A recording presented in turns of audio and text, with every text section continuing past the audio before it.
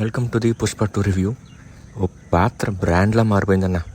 ఓ మేనరిజాన్ని ప్రపంచం మొత్తం అనుకరించిందన్న. అందుకు కారణం పుష్ప ది రైజ్. అల్లు అర్జున్ కథానాయకుడిగా సుకుమార్ దర్శకత్వంలో రూపొందించిన ఈ చిత్రం సంచలన విజయం సాధించింది. దానికి కొనసాగింపు చిత్రం పుష్ప 2 ది రూల్. మొదలవకముందే అంచనాలు ఆకాశం తాకాయనుకోండి. అందుకు ధీటుగా ఈసారి నేషనల్ కాదు, ఇంటర్నేషనల్, ఫైర్ కాదు, వైల్డ్ ఫైర్ అంటూ ప్రేక్షకులను ఊరిస్తున్నాడు పుష్పరాజ్. మరి ఈ చిత్రం ఎలా ఉందో చూద్దాం. ఇప్పుడు కథ ఏంటంటే, శేషాచలం అడవుల్లో ఓ కూలీగా ప్రయాణం మొదలుపెట్టి ఎర్రచందనం స్మగ్లింగ్ సిండికేట్ను నడిపే నాయకుడిగా ఎదుగుతాడు పుష్ప, ఆలియాస్ పుష్పరాజ్ అల్లు అర్జున్ గారు.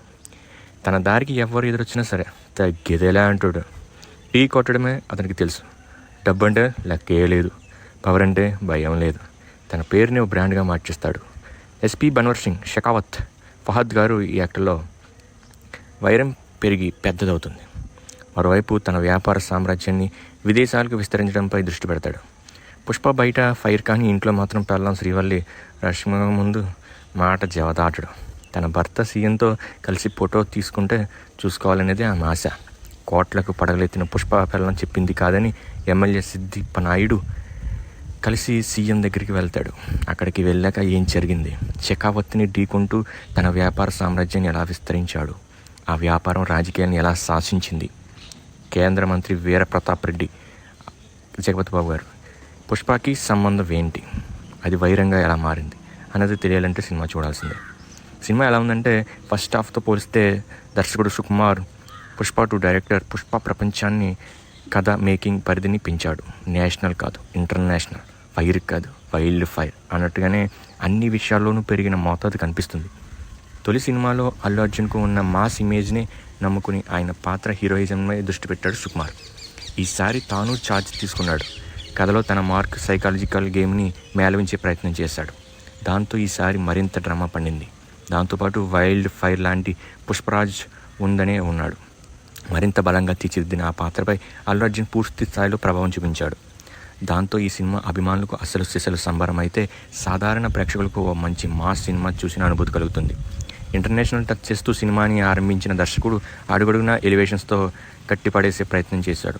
షెకావత్ పట్టుకున్న తన మనుషుల్ని పోలీస్ స్టేషన్కి వెళ్ళి విడిపించడం మొదలుకొని ముఖ్యమంత్రి దగ్గరికి వెళ్ళి తన మార్క్ రాజకీయం చేయడం వరకు సాగే సన్నివేశాలతో పుష్ప పాత్ర నైజం ఎలాంటిదో ఆవిష్కరించాడు దర్శకుడు. ఆ తర్వాత మాల్దీవుల్లో వ్యాపార ఒప్పందం, అక్కడ 100 కోట్లతో పుష్ప చేసే కొనుగోలు సినిమాలో ఉన్న మరో కీలకమైన ఎలివేషన్. ఇక పుష్ప, షెకావత్ ఒకరికొకరు వేసే ఎత్తులు పై ఎత్తులు అసలు సిసలు డ్రామాని పండిస్తాయి. ఫస్ట్ హాఫ్ అంతా ఒక ఎత్తు అయితే, ఇంటర్వెల్ ముందు వచ్చే సన్నివేశాలు మరో ఎత్తు. పుష్ప షెకావత్కి ఊహించిన రీతిలో జులక్కివ్వడం ఆకట్టుకుంటుంది. అలాగని సినిమా పుష్ప వ్యాపారం చుట్టూనే సాగదు. కుటుంబ నేపథ్యంలో సాగే డ్రామా కూడా కీలకం. తన భార్య శ్రీవల్లి మాట జవదాటిని భర్తగా పుష్ప నడుచుకునే తీరు, వాళ్ళిద్దరి మధ్య ప్రేమ, ఫీలింగ్స్, సన్నివేశాలు కిలికింతలు పెడతాయి. భర్త భార్య మాట వింటే ఎలా ఉంటుందనేది విషయాన్ని కథతోనూ లింక్ పెట్టిన తీరు ఆకట్టుకుంటుంది. సెకండ్ హాఫ్లో గంగమ్మ జాతర ఎపిసోడ్ హైలైట్. అల్లు అర్జున్ చీర కట్టుకున్నంతసేపు థియేటర్ దద్దరిల్లిపోతుంది. జాతర ఎపిసోడ్లో హీరోయిజం, భావోద్వేగాలు పతాక స్థాయిలో పండాయి. ఇదే జాతర ఎపిసోడ్లో శ్రీవల్లి పాత్ర కూడా కీలకమైంది. ఆ తర్వాత 2000 కోట్ల విలువ చేసే ఎర్రచందనాన్ని రాష్ట్రం, దేశం సరిహద్దులను దాటి ఎపిసోడ్ చాలా బాగా ఆకట్టుకుంటుంది. సెకండ్ హాఫ్లో చాలా వరకు కుటుంబం చుట్టూనే సన్నివేశాలు సాగాయి. క్లైమాక్స్ ఎపిసోడ్స్ అయితే అప్పటిదాకా సాగిన కథ నుంచి పూర్తిగా బయటకు వచ్చినట్టుగా అనిపిస్తాయి. కథలోని అసలైన సిసలైన డ్రామా కట్ అయినట్టు అనిపించిన పతాక సన్నివేశాల్లో భాగంగా వచ్చే పోరాట ఘట్టం, కుటుంబ భావోద్వేగాలు అలరిస్తాయి. పాటలకి మంచి టైమింగ్ కుదిరింది. ఫస్ట్ హాఫ్లో ఫీలింగ్ పాట మాస్తో విజిల్స్ వేయిస్తే, సెకండ్ హాఫ్లో సూసేటి ఆ సాంగ్, కిసిక్ పాటలు ఆ ఎనర్జీని మరో స్థాయికి తీసుకెళ్తాయి. మరి సినిమాలో మైనస్లు ఏవి లేవా అంటే ఉన్నాయి. 3 గంటల 21 నిమిషాలు. ఈ సినిమాలో సాగదీత కూడా ఎక్కువే. ఫస్ట్ హాఫ్లో ఆ స్టార్టింగ్లో వచ్చే ఫైట్కి, కథకి సంబంధం ఏమీ ఉండదు. సెకండ్ హాఫ్లో షెకావత్కి పుష్ప ఓ బాక్స్లో పువ్వు పంపించడం, ఆ తర్వాత ఇద్దరు సంజ్ఞలు చేసుకుంటూ సాగే ఎపిసోడ్ వృధా. సంభాషణలు పలికే విధానంలో కాస్త స్పష్టత కరువైంది. తొలి చిత్రం తరహాలో ఇందులోనూ బలమైన విలనిజం కనిపించలేదు.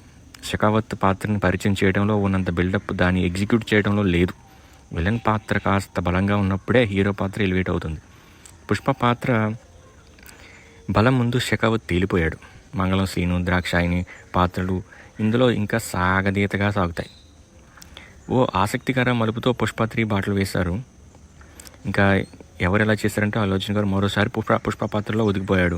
యాష, హావభావాల విషయంలో ఈసారి ఇంకాస్త డోస్ పెంచి నటించాడు. పోరాట ఘట్టాలు, డ్యాన్సులపైన మరింత ప్రభావం చూపించాడు. జాతర ఎపిసోడ్లోనూ, పతాక సన్నివేశాల్లోనూ, ఎలివేషన్ సీన్లోనూ ఆయన నటన మరో స్థాయిలో ఉంది. జాతీయ అవార్డు విషయంలో ఉన్న అనుమానాలను జాతీయ ఎపిసోడ్లో తన నటనతో బన్నీ పటాపంచలు చేశాడు.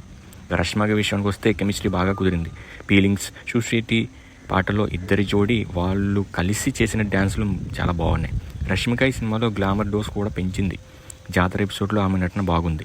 కిసిక్ పాటతో మెరిసిన శ్రీలీల డ్యాన్స్తో దుమ్ము రేపింది, అందంతోనూ ఆకట్టుకుంది.